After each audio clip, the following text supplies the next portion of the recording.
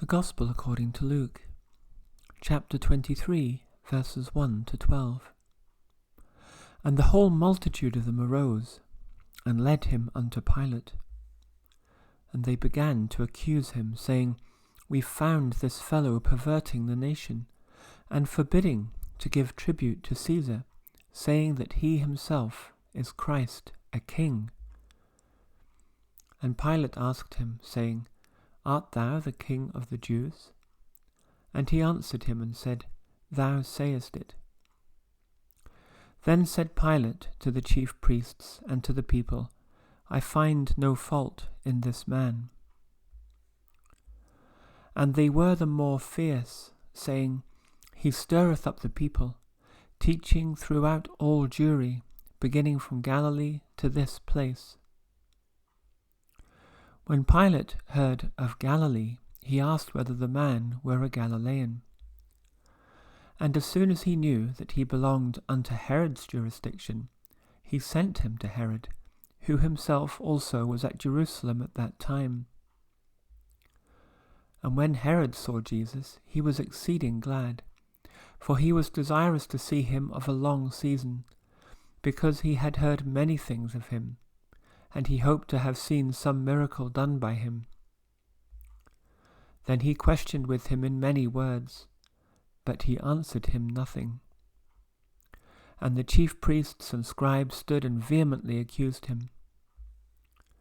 And Herod with his men of war set him at naught, and mocked him, and arrayed him in a gorgeous robe, and sent him again to Pilate. And the same day Pilate and Herod were made friends together, for before they were at enmity between themselves. There endeth our reading. Thank you, Lord. Amen. Yesterday's reading, we completed chapter 22 of the Gospel of Luke, and in that final reading from the very long chapter 22, we were witness to Jesus being beaten and abused by the guards that were holding him in the palace of the high priest, and finally Jesus being taken in to the full Sanhedrin council meeting at the very, very beginning of the day, and a very quick trial being conducted. They are intent, I say they, meaning the elders and the chief priests and the scribes, are intent on destroying Jesus Christ. And in the last two verses of yesterday's reading, we had the following. Then said they all, Art thou then the Son of God? And he said unto them, Ye say that I am. And they said, What need me any further witness? For we ourselves have heard of his own mouth. And so they have contented themselves with a charge of blasphemy, but that's not really the charge they're going to bring to the Roman procurator Pontius Pilate, because he will not be interested in religious niceties within Judaism. They have to bring some accusation to him that would interest the Roman governor in making sure that Jesus is executed. And so we begin chapter 23 of the Gospel of Luke, the penultimate chapter of this Gospel. And the record in this chapter is equivalent to the penultimate chapters of Mark and Matthew, which are chapters 15 and 27 respectively. Now, in today's reading from Luke, we're essentially witness to the first half, the first part of two parts of the trial, so to speak, or the interrogation of Jesus by Pontius Pilate, the Roman procurator or governor. And in the equivalent passages in Mark and Matthew, this is actually very brief. It's only a few verses. It's longer here in Luke because we have this additional episode that's not reported in any of the other Gospels, where Jesus is sent also to Herod Antipas, and we'll come to that in due course. These events are also covered at the end of chapter 18 of John and the beginning of chapter 19 of John, and we'll be making reference in particular to a passage from John that's very important, I think, in putting all of these synoptic gospel accounts into context. So all the Gospels agree very much that the Sanhedrin Council arises early from their sitting and bring Jesus across the city, bound as a prisoner, to the governor or procurator Pontius Pilate. And I've spoken about Pontius Pilate in commentaries on the equivalent passages earlier in the Gospel year. He was the procurator in Judea for about 10 years and was known for being unsympathetic to the Jewish race, often committing acts which were deeply offensive to them, and actually being told by Caesar Tiberius to back off to try to keep more peace. So someone who had no sympathy really with the Jewish race and probably didn't want to be there, but he was hungry for power and therefore had this role. The Sanhedrin Council, this would be perhaps the elders or perhaps the chief priest, began to accuse Jesus in front of Pilate, and they essentially bring forth three accusations. First, that the fellow is perverting the nation, so essentially calling for some form of insurrection, that he is encouraging people not to pay their taxes, and that also he's claiming himself to be a king. Now, none of these charges really hold any water. I mean, particularly the last one, because we've said 1,000 times through the Gospel year that Jesus went to great lengths to avoid becoming a king, and even to the point of hiding himself sometimes if crowds got too excited. We remember that particularly after the feeding of the 5,000, such was the excitement around that miracle. Jesus had to basically go alone into the mountains to pray and avoid the earthly temptations of being made a king. We know that the forbidding to give tribute to Caesar is simply a lie, and that's almost the opposite to what Jesus had said when tempted by the Pharisees in the temple a few days before. This would be the Friday of Holy Week, and that question about paying tribute to Caesar would have been on the Tuesday. Jesus had said, "Yield up, render up to Caesar that which is Caesar's, and render to God that which is God's." Pilate's only interested in the third of these charges. He'll have the measure, of course, as any any competent person in a leadership role will understand the political currents around him or her, and he's only interested in the third charge because he hears the word king, and he asks Christ, "Art thou the King of the Jews?" And Jesus replies saying, "Thou sayest it," which is essentially the same answer that Jesus gave to the Sanhedrin when asked whether he was the Son of God. And as I've mentioned many times, even though commentators are quite comfortable saying that this is effectively an affirmative, I don't believe it's as simple as that. I think this is a very nuanced answer. Jesus on earth as the manifestation of Logos in human form sees himself and speaks of himself as the Son of Man. He does not see himself as a king. He does not even necessarily see himself as the Son of God. Even though he is, it's not a form of description that he ever uses, at least within the Synoptic Gospels particularly. It's a little bit different in the Gospel of John, where there is much more divine and theological discourse from Jesus to his immediate disciples. But here in the Synoptic Gospels, I think this is a nuanced reply, "Thou sayest it." And Pilate announces to the chief priests and the people in that multitude, "I find no fault in this man." Now, we don't have that statement in Mark or Matthew, in fact. In Mark and Matthew, the Sanhedrin elders start to accuse Jesus more vehemently after Jesus gives this reply to Pilate, and Jesus does not reply to them, and Pilate says to him, "Do not defend yourself to all these accusations," and Jesus doesn't then reply to Pilate, and we just have this phrase, "and Pilate marveled." So he marvels at this serene man, serene prisoner who does not deign to defend himself to what are most likely improper accusations. But here in Luke, Pilate says to the chief priests, "I find no fault in this man." And these are the very words that we find in the Gospel of John. So in this part of the narrative, we see Luke as a gospel being very much a bridge, actually, between the Gospel of John and the Gospels of Mark and Matthew, which is very helpful. It's a very helpful role if one of the synoptics occasionally bridges to John, and it helps harmonize all four accounts.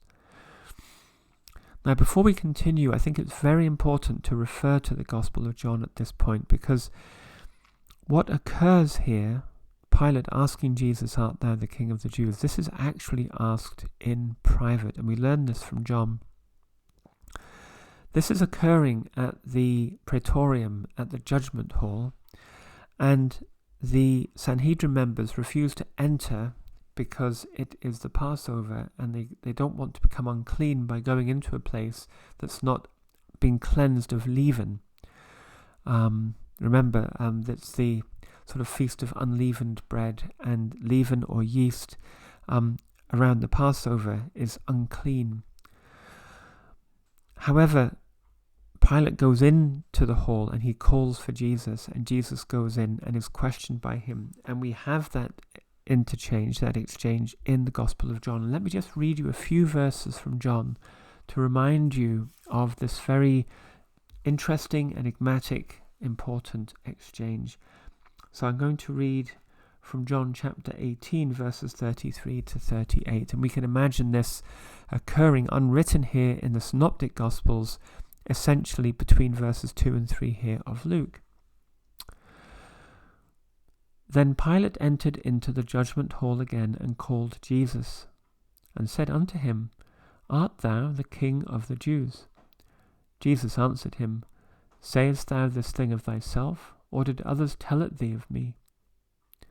Pilate answered, "Am I a Jew? Thine own nation and the chief priests have delivered thee unto me. What hast thou done?" Jesus answered, "My kingdom is not of this world. If my kingdom were of this world, then would my servants fight, that I should not be delivered to the Jews. But now is my kingdom not from hence." Pilate therefore said unto him, "Art thou a king then?" Jesus answered, "Thou sayest that I am a king.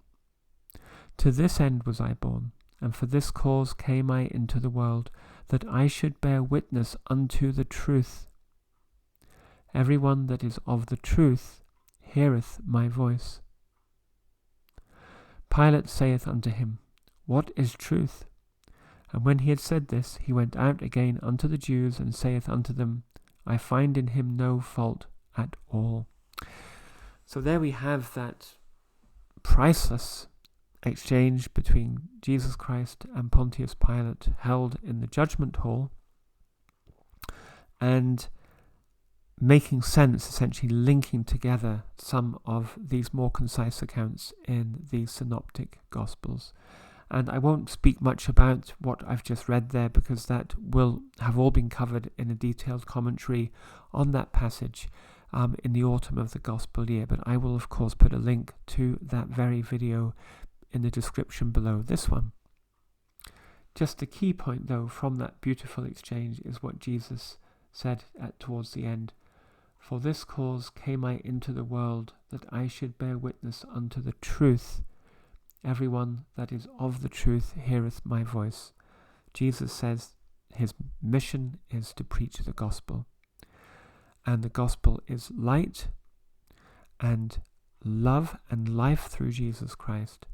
And It is something that everyone who is of the truth, everyone who recognizes Jesus Christ as the Son of God, will be able to take the gospel into their hearts and live that gospel. It's a beautiful summary of his ministry. And the enigmatic reply of Pilate, what is truth? Beautiful, beautiful stuff. Anyway, back to Luke's account here. So we understand now the placement of verse 4. Pilate has come out of the praetorium. I find no fault in this man. Now this, of course, only agitates an already agitated crowd. And you can imagine maybe people are coming and joining in with these accusations, having been sort of agitated by the Sanhedrin members, who would be very respected generally in Jerusalem. So there's a fierce call here. This man is stirring up the people. He's teaching throughout the whole land, beginning from Galilee to this place. Now that word Jury there, from Ellicott, we understand to be an Old English term for Judea, in fact. So he's teaching throughout all Judea, beginning from Galilee. And this we only now, this next few verses, we only have in Luke, not in the other synoptic gospels or in John. But Herod Antipas, the tetrarch of Galilee, was in Jerusalem at this time for the Passover festival. Quite unsurprisingly, he would want to be seen by people to be obeying at least the basic Jewish customs in order to have some credibility as a Jewish leader or Jewish king. And when Pilate, who is the procurator of Judea, hears that this man's a Galilean, he can actually legally hand him over to Herod Antipas, who has the ability to execute a sentence or to release him. So Pilate's very relieved here, because we get the sense from all four Gospels that Pilate tries hard to release Jesus, but he's politically trapped because he's in a very weak position with Caesar, and he can't tolerate any more complaints about his judgment from the Jewish elders to Caesar. If a letter is written saying that there was a clear malefactor, a clear insurrectionist who claimed to be a king who disdained Caesar, and Pilate let him go, that could be the final straw, the final nail in Pilate's coffin. So he is trapped politically, even though we get the sense from all four Gospels that he was very sympathetic to Jesus. As one commentator pointed out, in fact, in a nice phrase, we get the sense, so this is from Heinrich Meyer, so his sense of Pilate's view of Jesus was the expression of the fixed idea of a harmless visionary, which I thought was quite good. So this sense of being a king was a fixed idea of a harmless visionary. But from that we understand not a threat to the Roman Empire, and therefore not a criminal who needs to be punished.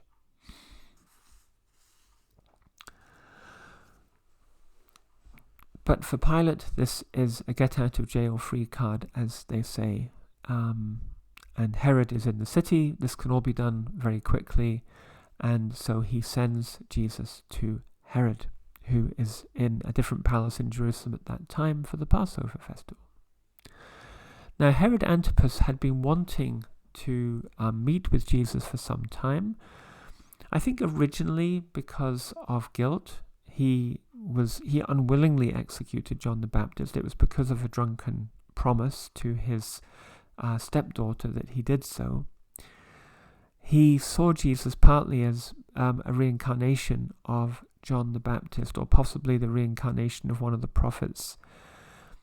His original motivations with both John the Baptist and with Jesus seemed to be religious and spiritual, but it does appear that over the last, let's say, 6 to 12 months, he has degenerated, because here he only wants to see Jesus because he wants to see a miracle to be done. So this is now exceedingly superficial and tawdry. But his wish of 6 to 12 months has come true, that now Jesus of Nazareth in Jerusalem is being brought to him, and he will get to be entertained by Jesus of Nazareth. And let me give you a quote here from Bengal regarding this. So Bengal speaks of Herod Antipas's motivations here. Miserable beings are they who seek in Christ naught save food to minister the gratification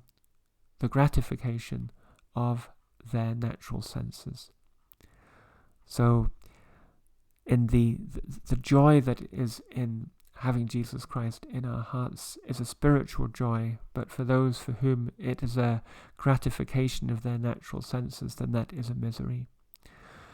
He also has another lovely quote here, in fact, regarding the fact that Herod hadn't seen Jesus up until this point. And I think this is a very strong thought of Bengal's. The great and powerful usually have less opportunity of meeting with Jesus. And I think that's absolutely right. The ministry of Jesus was always to those at the bottom of the ladder of power, not those at the top.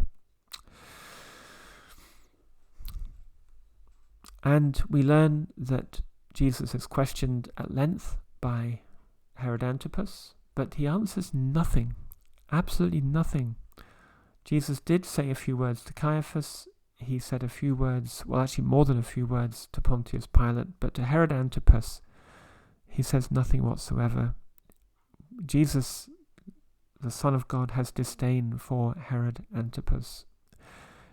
He's really the only person that we have witness of where Jesus actually essentially used a harsh term. He called him a fox earlier in the Gospel of Luke. And he won't say a word to this man. And all the while, the chief priests and scribes that have accompanied Jesus to repeat all of the accusations are vehemently accusing him. But he refuses to defend himself, he refuses to say anything, and Herod and his military men around him just think that this Jesus of Nazareth is a nobody, and they mock him, and they put a gorgeous robe on him. Nearly all commentators believe this would have been a very shiny white robe of very fine material, and they send him back, or Herod sends him back to Pilate.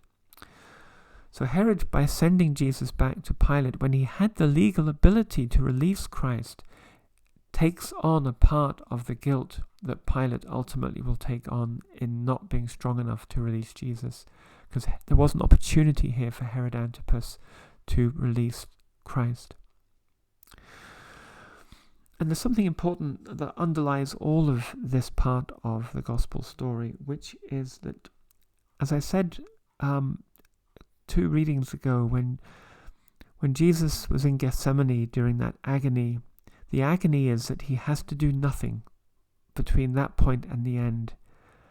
He mustn't flee, and he must not exhibit his divine power that would allow him essentially to create a kingdom. He has to be neutral, essentially let events overtake him and be the sacrificial lamb. And we see that in his behavior, the fact that he won't defend himself against accusations in front of Pilate or in front of Herod. If Jesus did defend himself, there's a chance that he would be released, and then the prophecies and the ministry ending in the sacrificial lamb for mankind would not come to pass. And so we have to realize that underneath these events is really an iron will of Jesus to be passive, which is the hardest thing to be in, particularly in these terrible situations where his very life is on a razor's edge. One last word about this robe here, which Ellicott points out that maybe Jesus was dressed in that robe as a joke, a cruel joke from Herod Antipas, because when Jesus was speaking to the multitude about John the Baptist after he had been executed, and we see this in the Gospel of Luke as well as in other Gospels, chapter 7 of Luke, verse 25, Jesus is speaking to a multitude who went out to see John the Baptist to be baptized, and he says the following: "But what went ye out for to see? A man clothed in soft raiment? Behold, they which are gorgeously apparelled and live delicately are in kings' courts. But what went ye out to see? A prophet? Yea, I say unto you, and much more than a prophet." But there Jesus contrasting the ascetic life and the holy life of John the Baptist with the soft and weak people that live in kings' houses dressed in gorgeous apparel, and here he's being dressed in a gorgeous robe by Herod Antipas himself. So I think there's a fair chance that report of that would have gotten back to Antipas, and given he's disappointed in Jesus and sets him at naught, we're told, he mocks him with his own statement, as it were. And just ending today's reading then, as Jesus is being sent back to Pilate, we learn a political fact that the relationship between these two